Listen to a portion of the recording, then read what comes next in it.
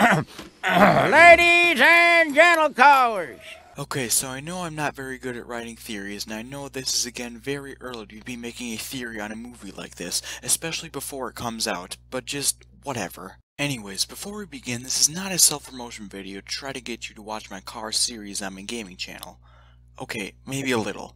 Either way, you should click the card in the corner to go check it out. Anyways, so as you guys may or may not know, especially after the fact that I just told you about it, I'm replaying a video game called Cars International on my gaming channel, because Cars 3 is Pixar's next big movie, and Cars has always been a huge part of my childhood.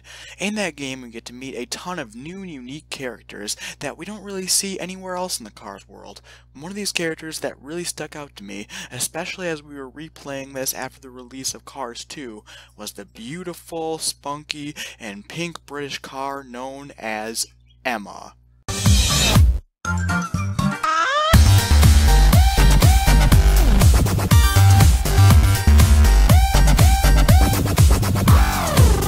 You know, if this theory works out, it won't be the first Pixar mystery to involve an Emma. Looking at you, Mrs. Jean. So you may be wondering why I decided to theorize about a character who's in a video game released 4 years before Cars 2, and includes content that may or may not be canon. Well, the answer is simple. It's the fact that some elements in the Cars International world could exist in the Cars movie world. For example, Ornament Valley, Tailfin Pass, and Rust Bucket Stadium, to name a few. We know that Ornament Valley exists in the Cars movie canon because we hear Sally say this in the first movie. Welcome to Radiator Springs, gateway to Ornament Valley. And again, the first movie has proof of Tailfin Pass existing because it is the place where Wheel Well is located, which is shown in both Cars 1 when McQueen and Sally drive to it, and Cars 2 where we see it is transformed into a modern-day car-like bar and restaurant.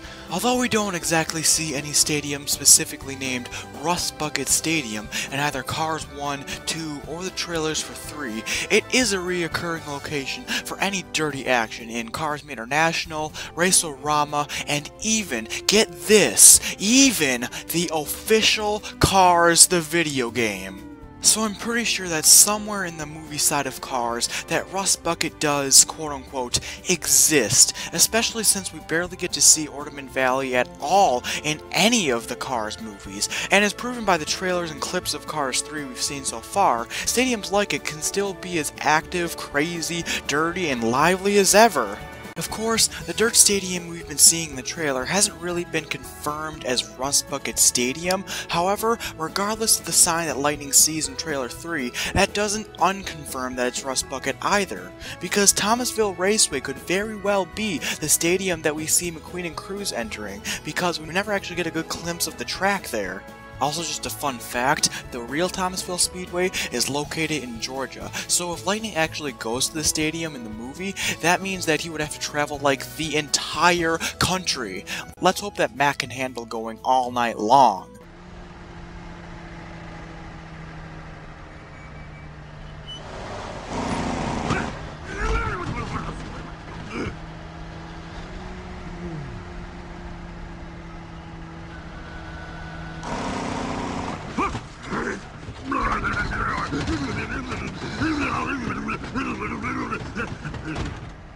Anyways, this is all fine and dandy information to know, but what does all this have to do with Emma?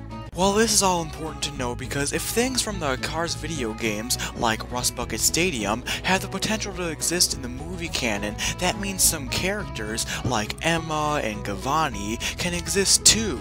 I bring up Gavani because, although there are some distinguishable differences between the two, the Ferrari at the end of Cars 1 and Gavani are very, very similar. So, Emma may exist in the Cars canon. So what? It's not like she has any major impact on the main Cars characters, right? And this is where you would be wrong. If you've made it this far in the video and you're still unaware of who Emma is, I'll consult the World of Cars wiki to read her bio and try to explain who she is. Emma is spunky and cute, with just the right amount of self-depreciating charm. She's England's reigning rally champion, as popular for her personality as she is spraying mud all over her competitors. She's came to the Mater National Festival to compete in the Rust Bucket Race series, and is a little starstruck when she meets its resident champion, Mater. Take a look at the wording there. They say that she was starstruck when she meets Mater. Even more intriguing is when you read what's on Mater's bio for Mater National. It says that when Mater visits his cousins in Ornament Valley after taking the monster truck tires off, he finds them admiring a new rally car named Emma at the Rust Bucket Stadium. Hey, cousin, I thought we got a race today. Ain't nobody getting ready? Oh, they've been sitting like that for the last hour. What are they looking at? That there rally car who come all the way here from England for the festival.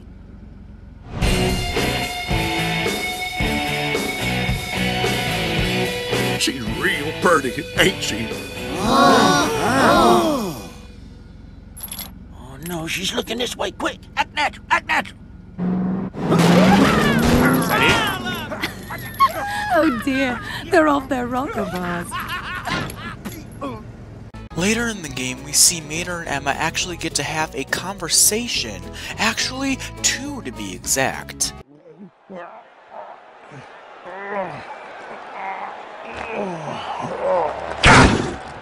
Oh, I'm so sorry. I completely wasn't watching where I was going.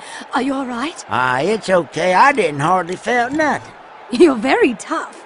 You know, I've been watching your races. You are absolutely brilliant out there. I bet there's a story behind every dent here. Boy, it sure is. And they all end with me smashing into something. Where are my manners? My name is Emma. My name's Mater, and I've been looking for my manners for years. Well, I better get ready. I'll see you out there. Well, I hope I never forget the story of this dance. You know, I win a lot of races back home, but I never thought I'd have such sensational competition over here. Nobody could beat you in a race. You just won, Mater. I was referring to you. Hi, you are modest. I'm sure your fans love that about you. Fans? Shoot, I ain't got no fans. Well, unless you count the sheriff, but he has to come watch me for legal reasons. I see. Well, it's a shame I've yet to see your wonderful town. Would you give me a tour? Sure I will. I don't mean to brag, but I know all the best gas stations here in town. Really? Oh yeah, there's Flo's V8 Cafe, and we got, well, that's really the only gas station actually, but it's good. So it is implied that after the races, Mater and Emma go on to become boyfriend and girlfriend. In fact, Emma even suggests that Mater should come visit her after the Mater National season. I hope we can repay your hospitality and host you and your friends in the European circuit one day. Absolutely. We'll take this show on the road. We're going to Europe? And just where exactly is that again? It's just over the pond. Pond? Oh, dang, I can't swim. But if you are a loyal Pixar moviegoer as I am, you would know that by the end of Cars 2, Mater ends up falling in love with a more tech-savvy, yet still British female secret agent car, Holley Shiftwell. This is Holley Shiftwell. I'm Mater's girlfriend. It's so nice to meet you all. Guido believe you now? So what happened to Emma? It's easy to suggest that she wasn't a character because Pixar decided she wasn't official enough to keep in their canon, or maybe even that Mater, just like John Lasseter, just forgot about her. I mean, besides the content we see in Mater's Tall Tales, it seems like Mater has never traveled anywhere outside of Radiator Springs until the events of the World Grand Prix in Cars 2. And actually, that may have happened. Mater might have forgotten his girlfriend. Either that, or Mater has suffered more than one terrible broken heart. I mean, if Emma really was concerned about Mater and her relationship with him, I think she might have at least called him, or maybe at least come all the way back to Radiator Springs to be with him, but she doesn't seem to do either, which may imply that Mater has had a second breakup. And I say second and not first breakup because in the first movie, when Mater is daydreaming and talking next to Lightning McQueen, we hear him say, You know, I once knew this girl, Doreen. Good-looking girl. Looked just like a Jaguar, only she was a truck. You know, I used to crash into her just so I could spoke to her.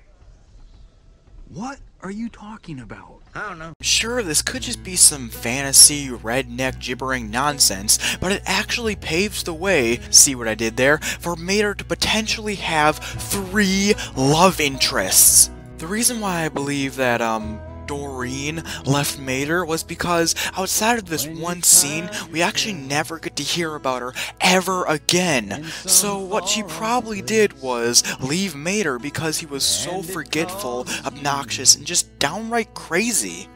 I think this is also why Cars 2 did so terribly with the critics and some audience members. But terrible Rotten Tomato ratings aside, I believe that Emma made this decision too.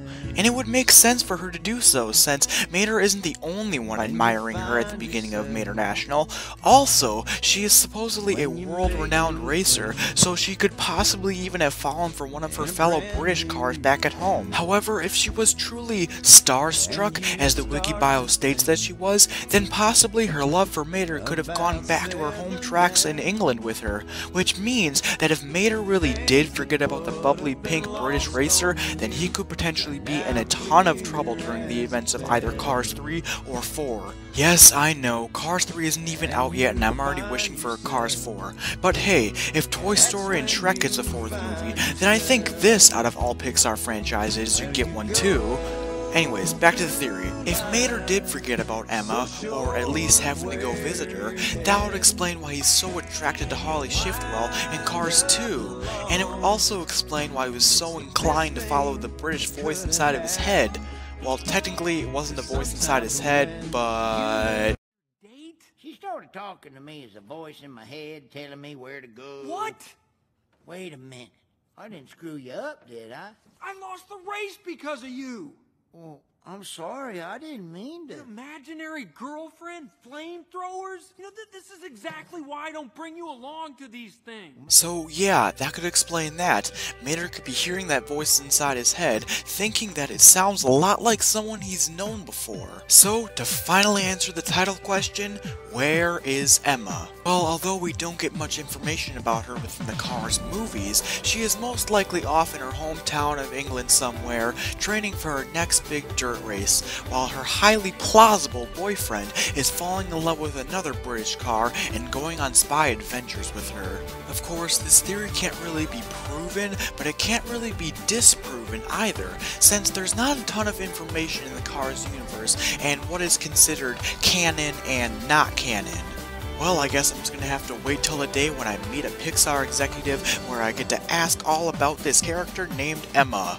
Oh wait, somebody already asked about Emma. In Toy Story 3 and Up, there's a postcard that appears, and on it, it is sent to Carl and Ellie, and it is signed from a girl named Emma Jean in both movies. Who is Emma Jean? Wrong Emma, Jay. Either way, it was very fun to create this, and remember, that's just a theory.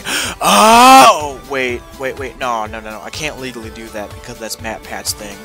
Well, that's just the theory on the world of Cars. I hope you guys enjoyed this video, and actually it was the first theory I've ever developed around the Cars universe, so if you guys have any thoughts on it, such as what information I might have glanced over, or some potential plot holes with my theory, then be sure to tell me all about them in the comment section below. Anyways, that's pretty much it for the theory. If you guys enjoyed this video and you want to see me make more Cars related content, then be sure to hit that like button down below. Also subscribe so you don't miss out on any awesome weekly content. And so, well, yeah, that is pretty much it for this video, guys. Thank you guys for watching. Please like, comment, and subscribe. This is Nathan from the Angry Birds team, and I'll see you later. Goodbye! Hey, thanks for watching. If you enjoyed the video and want to see more videos on the Angry Birds team channel, then click here to see the latest one. If you want to see more Angry Birds team gaming channel videos, then click here to see the latest one. If you want to subscribe to the home channel, then click here. If you want to subscribe to the gaming channel, then click here. That's it for now, but remember to always flock on.